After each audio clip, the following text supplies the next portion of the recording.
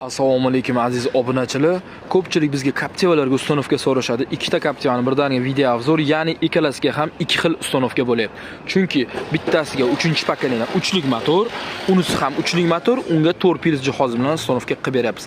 Ikkalasini ham plus minuslarni aytib ketadigan bo'lsak, hop, 3-pokoleniyada agar motor sistemangiz, motor, kladish, kolsa shu narsada yaxshi holatda bo'lsa, 3ta ham ideal yuradi. Hop, faqatgina siz tanlovni to'g'ri qilsangiz bo'ldi.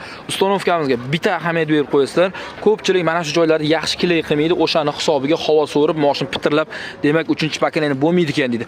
Bizga keling, kafolati bilan, обратка klapanlari bilan cho'tki qilib zavodskiy 3-pokoleniya uстановка qilib beramiz. Bu avtomobilimizning orqa qismiga esa 61 talik balon qo'yib berdik. Ahamiyat berib qo'ysa, juda ham ideal, maksimum tepaga qilib ko'rinmaydigan qilib. Bu tomondagi Captivamizga esa 4 pils jihozi bilan propan bunga ham uстановка qilib beramiz. Qaytarib o'tamiz, bizda narxlar ulgurchi. Shuni hisobiga optim narxda har qanday mashinaga propan va metan uстановка qilib beramiz. Xo'p, bu motorimiz ham uchlik motorning hisobiga eng kam foizga yoqib beradigan Fasun reduktorlar. Miyalarim chalkashib ketdim, uzr. Alex Idea miyalari.